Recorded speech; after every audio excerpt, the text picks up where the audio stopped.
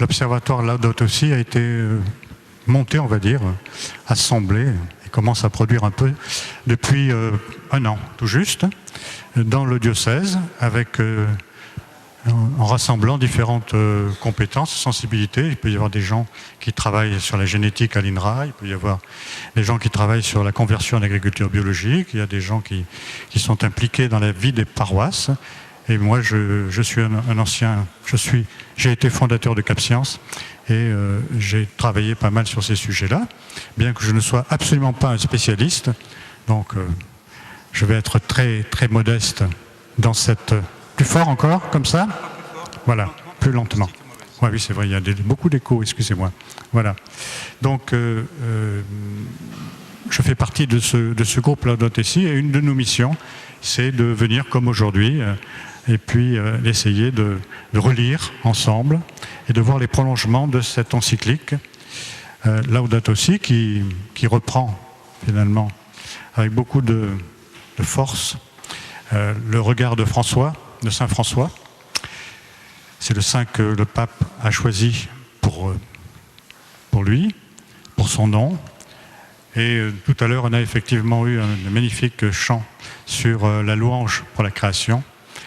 Et je reprends simplement Saint François: loué sois-tu notre mère la terre, qui nous soutient et nous gouverne, et produit divers fruits avec les fleurs colorées et l'herbe. Je retiens qui nous soutient et qui nous gouverne, parce que c'est un des enjeux de l'écologie, et en tout cas de la préservation du cadre de vie de la terre, que d'écouter ce que dit la terre, et comme dit le pape, d'écouter la clameur de la terre. Alors vous avez une petite fiche qui vous a été distribuée, je suppose comme à chaque grand dimanche. Hein. Donc vous avez une petite citation du pape, là, qui donne le sens de la conversion écologique et surtout l'importance de la conversion écologique pour les chrétiens. Ce qu'il dit en particulier à la fin de l'encyclique, où il parle de spiritualité écologique, c'est que pour les chrétiens, ce n'est pas simplement des actions qui vont sauvegarder ou pas la terre, c'est de laisser jaillir à travers toutes leurs actions et toutes leurs manières de penser les conséquences du fait que Jésus-Christ est présent au milieu de nous à travers sa création, et que le négliger cette création, négliger les relations avec la terre et ses habitants et toutes ses créatures, c'est finalement ne pas rencontrer le Christ dans notre vie. Alors vous avez d'autres petites citations là, et puis surtout vous avez se convertir pour agir au verso. Donc on essaiera tout à l'heure de faire un petit peu l'inventaire, parce qu'on parle beaucoup de cette encyclique comme étant quelque chose de formidable, bien reçu, qui donne envie, etc. Et puis la plupart des gens disent, après l'avoir refermé, mais bon, maintenant qu'est-ce qu'on fait, hein, voilà. Alors ça c'est la question qui m'a été posée aussi en préparant cette intervention. Et en fait, si on lit bien, vous avez vu un peu les domaines dans lesquels le pape s'exprime, mais très concrètement. Très concrètement. Et donc on va essayer de les balayer un peu tout à l'heure. Vous aurez l'occasion peut-être de les reprendre en paroisse ensuite, hein, peut-être à travers des ateliers. C'est une possibilité. Ou bien en engageant la paroisse dans le mouvement qui est en train de se lancer en France, qui est l'Église verte, la belle Église verte, qui nous fait faire des points sur où est-ce que les communautés chrétiennes en sont dans leur relation avec l'écologie. Alors, on va pouvoir avancer.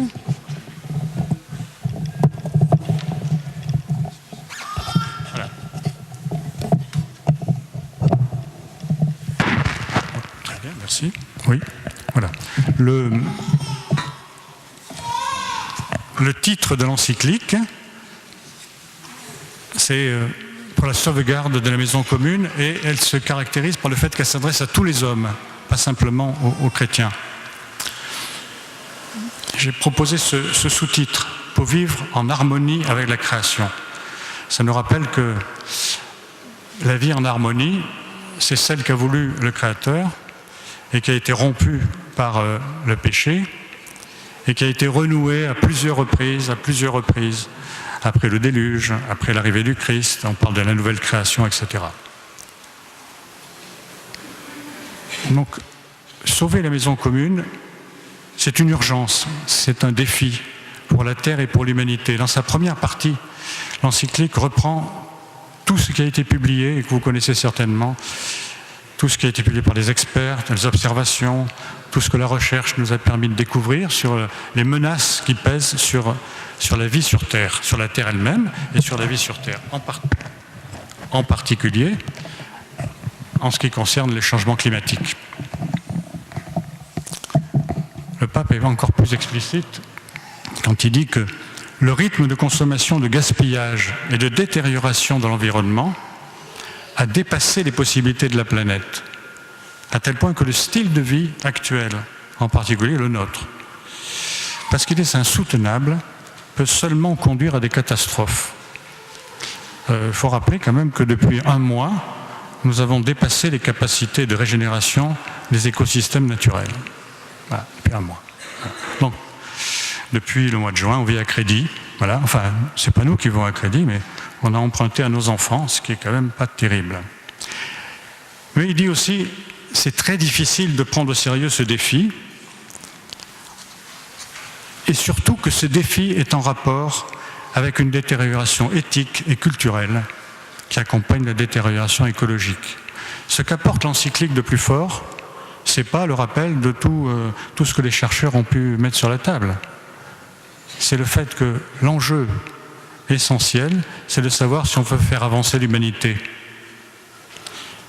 Et la conversion écologique, elle est au cœur de ce retournement, c'est-à-dire changer de morale, changer d'éthique, pour pouvoir changer de comportement. Vous vous rappelez cette image, pour ceux qui étaient là en 72, c'est la première fois que l'humanité pouvait voir la Terre dans sa globalité. Et les réactions ont été unanimes. Voilà notre planète, qu'on appelle la planète bleue. Elle est fragile, elle a une petite couche d'atmosphère qui l'environne et qui permet la vie sur Terre. Cette prise de conscience que la Terre est une, c'est une carte où il n'y a pas de frontières. On ne voit pas les pays, on ne voit pas les peuples, mais on voit que c'est un tout et qu'elle est unique. C'est le berceau de la création. Mais il faut qu'on se redise tous les jours que l'aventure de la vie sur Terre est exceptionnelle. L'arrivée d'Homo sapiens comme nous est exceptionnelle. Et ce qui fait que cette vie est possible, pas seulement la nôtre, mais celle de tous les systèmes vivants, et c'est les équilibres qui rendent possible cette vie sur Terre. Or, depuis quelques années, disent les scientifiques, nous avons changé notre Terre. Avant, on parlait des cycles, des ères géologiques. Ça permet de dater l'évolution de la Terre et l'apparition de la vie sur Terre. On est entré dans l'Anthropocène, c'est-à-dire dans une ère où l'homme domine la nature, a détruit les écosystèmes terrestres les uns après les autres. Vous avez entendu parler de toutes les disparitions de la variété des espèces, etc. Et donc, il est urgent d'écouter tant la clameur de la terre que la clameur des pauvres, qui seront les premières victimes de cette détérioration. Alors, voilà, face à ça, on peut avoir trois tentations qui nous entourent. On peut avoir un discours, on l'entend quelquefois quand même, la confiance aveugle. On s'en est toujours sorti, Dieu y pourvoira. On ne peut pas laisser son humanité auquel il tient tant disparaître comme ça, il y aura une nouvelle alliance, il y aura... Ou bien l'illusion technocratique, on trouvera toujours une solution. Il y a plein de solutions qui ont été mises sur la table, les nuages artificiels, etc. Bon, ça c'est une illusion technocratique, ça reviendrait à aller encore plus loin dans l'Anthropocène, c'est-à-dire à transformer complètement les relations de la Terre avec l'univers, avec des conséquences imprévisibles. Et puis il y a ceux qui sont les défenseurs de la planète en elle-même, on a pu le qualifier de deep ecology, pour lesquels l'homme est un intrus, c'est le prédateur absolu. Donc plus on fera d'efforts pour éradiquer l'homme de la surface de la Terre, plus la Terre survivra. Alors c'est sûr que la Terre survivra, mais c'est pas ce qu'on veut. Ce qu'on veut, c'est que l'homme et l'humanité progressent sur la Terre. urgence sans frontières, dit le pape. Nous avons besoin de renforcer la conscience que nous sommes une seule famille humaine. Il n'y a pas de frontières ni de barrières politiques et sociales. Il n'y a pas de place pour la globalisation de l'indifférence. Ce qui est intéressant dans l'encyclique aussi, c'est que le pape fait ressortir toutes les solutions, toutes les réactions des différentes parties du globe. Il ne part pas de l'Occident ou du Sud ou du Nord. Il essaye de voir toutes les communautés humaines, comment elles réagissent face à ces évolutions. On est bien en quête d'une vision globale pour ce qui est qualifié dans l'encyclique d'écologie intégrale. L'écologie, on dit toujours que c'est agir localement et penser globalement. Mais ça va un peu plus loin. Alors, quand on parle d'écologie, on parle souvent d'environnement. D'ailleurs, avant, si vous vous rappelez, les premiers ministères, c'est le ministère de l'Environnement. Alors, c'est très joli l'environnement, mais ce n'est pas nous. C'est à l'extérieur de nous. C'est ce qui nous entoure. On parle aussi de la nature, qu'on confond avec la création, par exemple. Ce sont des phénomènes régis, on ne les maîtrise pas. La nature a sa loi, dit-on. Mais en fait, quand on commence à rentrer dans un raisonnement écologique, on parle plutôt des écosystèmes, c'est-à-dire des systèmes à l'intérieur desquels tous les êtres, qu'ils soient vivants ou non, rentrent en relation et dont les échanges permettent les équilibres et permettent le maintien de la vie. Simplement, ces écosystèmes, comme on l'a rappelé tout à l'heure, ils ont des limites. J'ai parlé par exemple de la régénération. Alors face à ça, le pape propose d'abord de contempler, je crois qu'on l'a chanté tout à l'heure beaucoup, contempler les équilibres naturels. Le pape dit l'homme dit le pape, pardon, c'est un contemplatif. On a cette image de l'homme qui s'arrête, qui regarde le ciel et qui contemple. Mais il ne suffit pas de contempler, il faut étudier. Dans l'encyclique, il y a énormément de rappels, de citations sur les découvertes, sur les études des éléments, sur la nécessité de comprendre ces éléments, de les connaître. On connaît très peu de molécules, on les a très peu étudiées. Alors plus elles se détruisent, plus elles disparaissent, plus on perd de richesse en termes de connaissances et de capacité ensuite à y recourir. Mais surtout comprendre les interrelations, l'importance et la dignité de chaque création, qu'elle soit végétale, animale ou humaine. Chacun, dit le pape, chaque création, chaque élément de la création a sa place, a sa dignité, et il faut y porter attention. En particulier à la diversité, à la coévolution, et sauver les richesses qu'on peut encore sauver. Vous vous rappelez, après le déluge, ça s'était pas très bien passé avec Dieu, et Noé avait eu l'autorisation d'embarquer les spécimens de chaque espèce. On en est un petit peu là, quoi.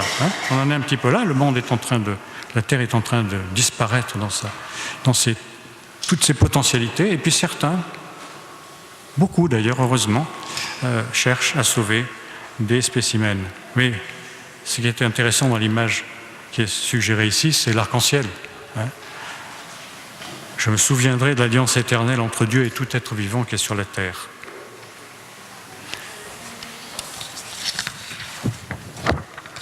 Alors le pape rappelle le juste usage de la terre. Dans la Genèse, il est dit, avec des mauvaises traductions, tu domineras la terre, etc.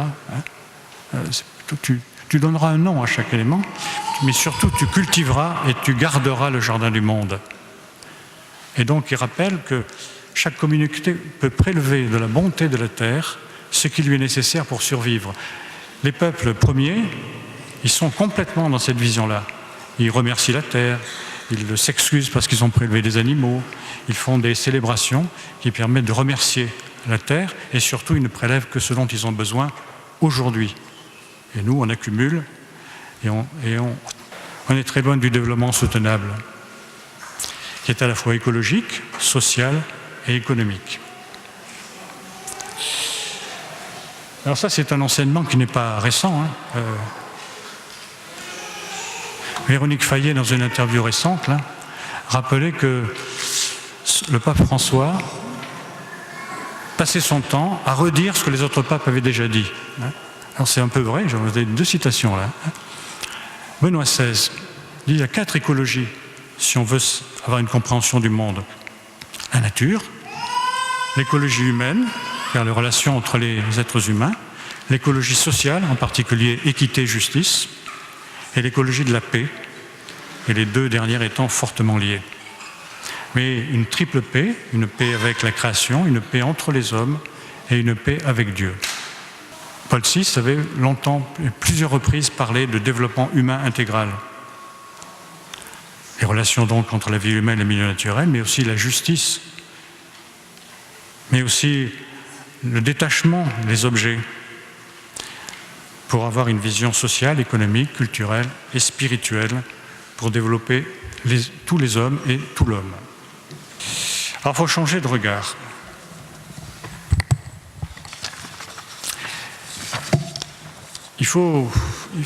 Pape redit encore, il nous coûte de reconnaître que le fonctionnement des écosystèmes naturels est exemplaire. En quoi est-il exemplaire? C'est-à-dire quand il est à l'équilibre, il s'auto-régénère. Or, notre système industriel n'est pas encore arrivé à adopter un mode circulaire. Il y a quelques expériences, vous pouvez en trouver, hein. Il y a quelques expériences, il y a des usines, il y a des villes qui commencent à développer des systèmes circulaires, c'est-à-dire on recycle, on refabrique, on ne gaspille pas la matière, voilà. Ça, c'est la vision, on va dire, technique. Elle n'est pas que technique. C'est notre propre identité. L'identité humaine, elle est faite de nos relations avec le monde. Parce que nous sommes les gardiens de la création. On est même co-créateurs du dessein de Dieu inscrit dans la nature, inscrit dans l'autre et inscrit dans l'environnement. Donc, dès sa prise de fonction,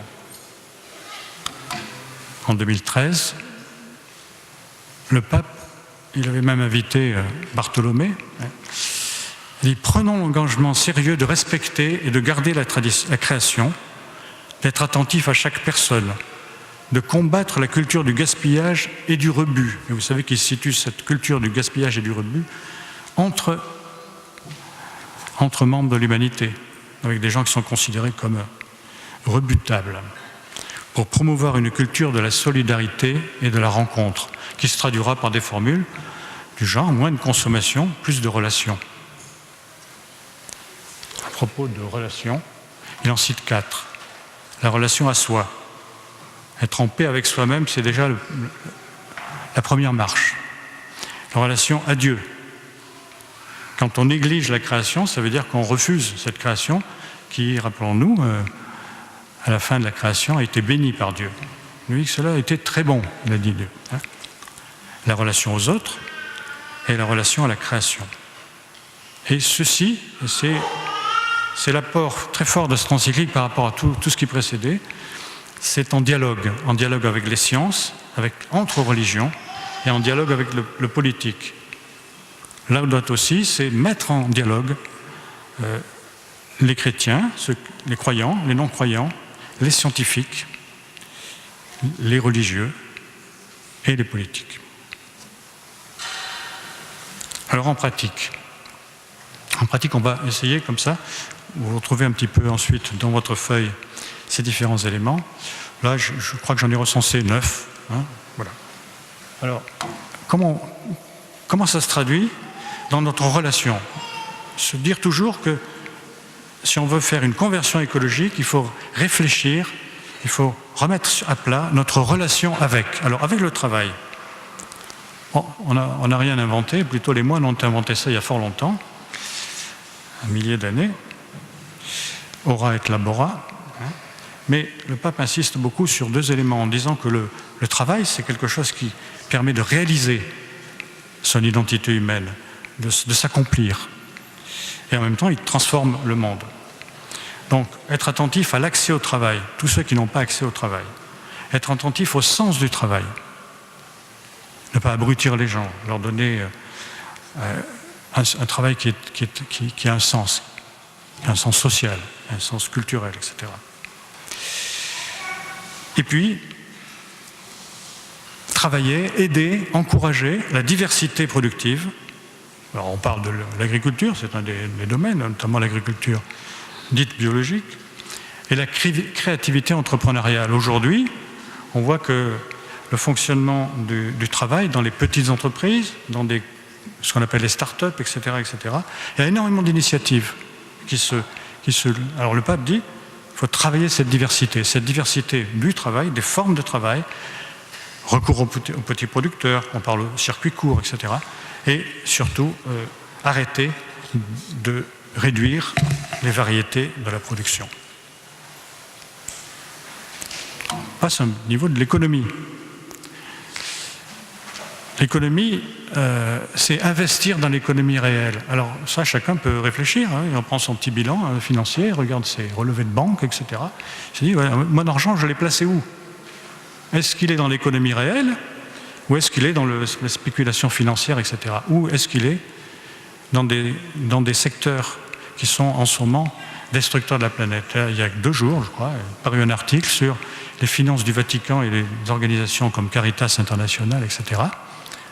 Et la décision qu'ils ont prise, c'est d'enlever tout leur placement dans les entreprises carbonées, les entreprises pétrolières et les entreprises qui travaillent sur l'énergie fossile. Voilà, c'est concret. Voilà. Pour les transférer vers une économie qui n'est pas contre-productive et puis qui est réelle. Le schéma du gain aussi. Le schéma du gain ne peut pas prendre en compte le rythme de la nature ni la complexité des écosystèmes. Il n'y a qu'à voir en ville. Regardons en ville les nouveaux quartiers. Observons-les.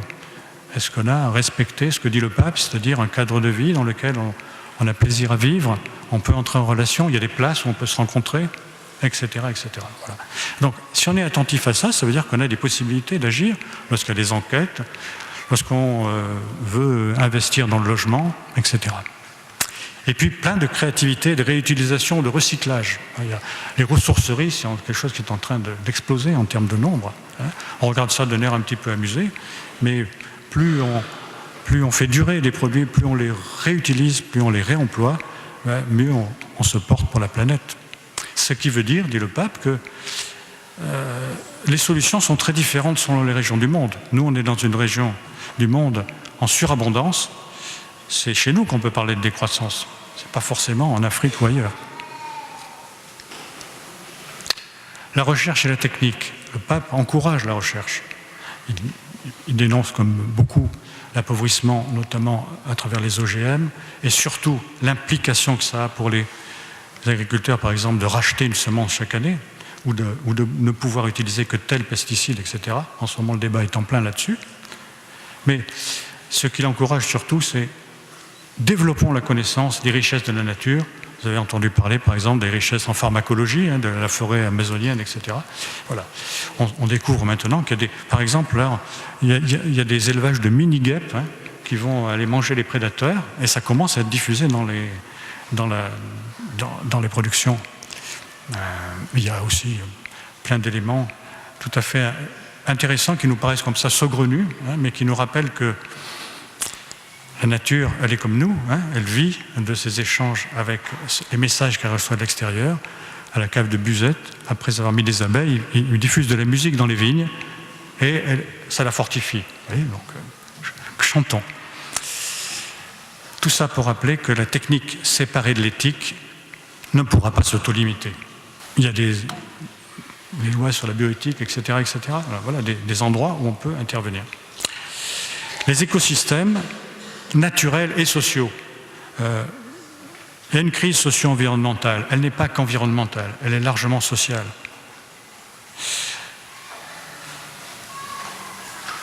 Quand des écosystèmes sociaux se détruisent, notamment le lien social, notamment la mixité sociale, notamment le partage des revenus, etc., eh bien évidemment, l'humanité régresse.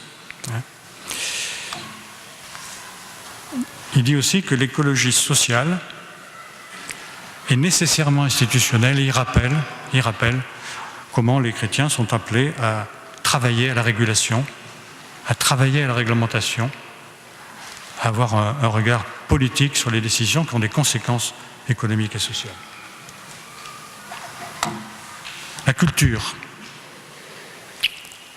c'est intéressant de se dire que les premiers mouvements écologiques s'intitulaient les alternatives, les contre-cultures. Alors, voilà, la culture, il faut s'interroger. Watt dit, engageons-nous à partir de notre propre culture. N'ayons pas simplement une vision technique, du style, il y a un problème, on va le résoudre. Faisons appel à notre patrimoine naturel, à notre patrimoine historique. On n'a pas toujours vécu comme ces 40 dernières années. Voilà. Donc, on a de quoi puiser dans comment on vivait avant. Et là, on a plein de ressources. Le cadre de vie et les relations. Développer les réseaux de communication et d'appartenance. Il dit beaucoup de gens vivent dans des situations chaotiques, des villes surpeuplées, des banlieues ou des favelas, des endroits à la campagne qui sont complètement délaissés, etc. Or, le cadre de vie influe sur notre manière de voir, de sentir et d'agir. C'est vrai pour le logement, j'en ai parlé tout à l'heure, il insiste beaucoup sur l'offre, la qualité des logements. Il dit l'homme n'est pas fait pour vivre dans du béton. Arrêtons de tout bétonner. Arrêtons d'expulser lorsqu'on fait des transformations. Essayons de trouver un arrangement pour maintenir les populations là où elles ont leurs racines et non pas les éloigner de plus en plus du centre. Parlons très concrètement à Bordeaux, des loyers qui sont devenus inabordables, de Airbnb qui chassent les habitants permanents. Enfin, il y a plein de sujets comme ça qu'on peut aborder dans les espaces de vie qui font que les centres-villes maintenant sont des centres bancaires ou des bistrots, mais ne sont plus des lieux où on vit, en tout cas où certains ne peuvent plus vivre. Voilà. Les transports, c'est beaucoup sur les transports.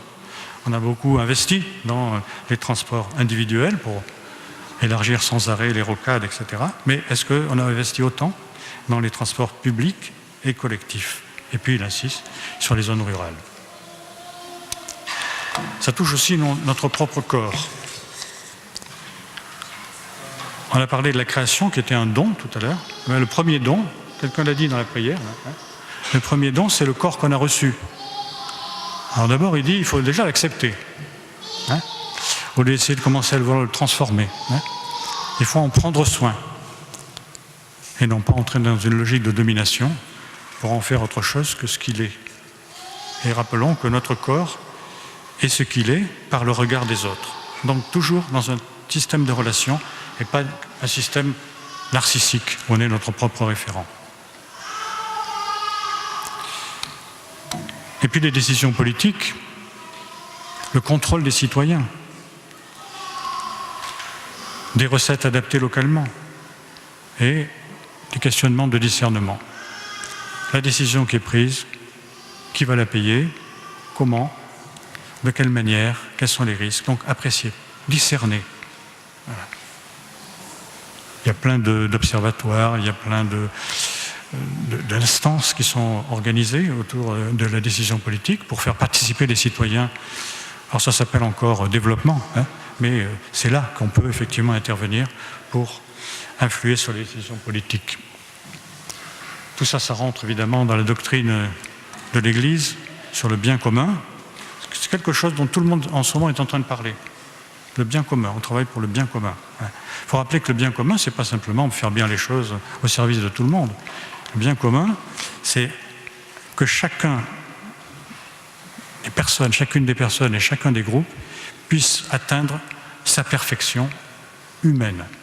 Et ça passe par une justice redistributive, un respect des droits humains, de l'intergénérationnel, la justice entre les générations. Voilà. Alors on va terminer par les principes de la conversion écologique. La dernière partie de l'encyclique parle de spiritualité écologique.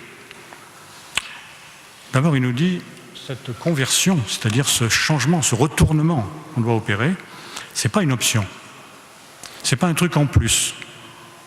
Par exemple, l'Église verte, quand c'est mené dans des territoires, il ne faut surtout pas que ce soit une commission spéciale, en dehors de ceux qui animent la communauté ecclésiale, qui va s'occuper, un peu comme le ministère de l'écologie. Non. Vivre la vocation des protecteurs de l'œuvre de Dieu n'est pas une option, ni un aspect secondaire de l'expérience chrétienne. Elle passe par la gratitude et la gratuité, la conscience amoureuse d'être lié aux autres créatures. Le monde se contemple de l'intérieur. Rappelons-nous que nous sommes dans le monde et pas au-dessus du monde. On est au milieu de la création. Et ça, c'est très important. Ça veut dire qu'on regarde les autres créatures d'une manière différente. C'est aussi un style de vie prophétique. C'est une autre manière de comprendre la qualité de la vie. Pour un style prophétique et contemplatif, capable d'aider et d'apprécier profondément les choses sans être obsédé par la consommation.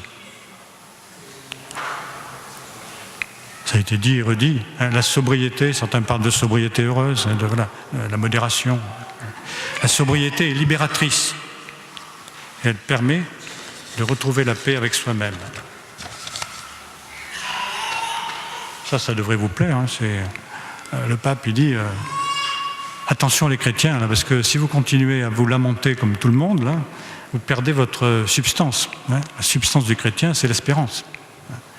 Donc, soyons optimistes. Il dit, par ailleurs, la création recèle tellement de possibilités de s'orienter, de se réorienter, qu'il faut les saisir. Les ressources sont là. Marchons en chantant, que nos luttes et notre préoccupation pour cette planète ne nous enlèvent pas la joie et l'espérance. En fait, nous sommes invités, dans cette conversion écologique, à aller à la rencontre de l'incarnation. Chaque créature reflète quelque chose de Dieu et un message à nous enseigner. Pourquoi ? Parce que le Christ est venu, qu'il n'est pas venu pour juger le monde, pour dire il y a des bons écolos, il y a des mauvais capitalistes. Il est venu pour sauver le monde. Et il habite aujourd'hui, par son esprit, au fond de chaque être. Et c'est vrai qu'on redécouvre progressivement les relations profondes qui existent avec le minéral, avec le végétal, avec les animaux. On découvre l'intelligence des animaux extraordinaire. On a aussi beaucoup à apprendre de la fréquentation de toutes ces créatures, qui sont des signes de la vie et surtout de notre manière de s'humaniser, c'est-à-dire de devenir de plus en plus homme au sens de créature divine. Et on terminera par là, parce qu'on va ensuite avoir l'Eucharistie. Dans l'Eucharistie, il y a cette plénitude, cette harmonie que l'on recherche à travers la conversion. En fait, elle est déjà réalisée. C'est en soi un acte cosmique. Le Seigneur, au sommet du mystère de la création, a voulu rejoindre notre intimité à travers un fragment de matière, le pain, le vin, non d'en haut, mais de l'intérieur, pour que nous puissions le rencontrer dans notre propre monde. Bonne célébration.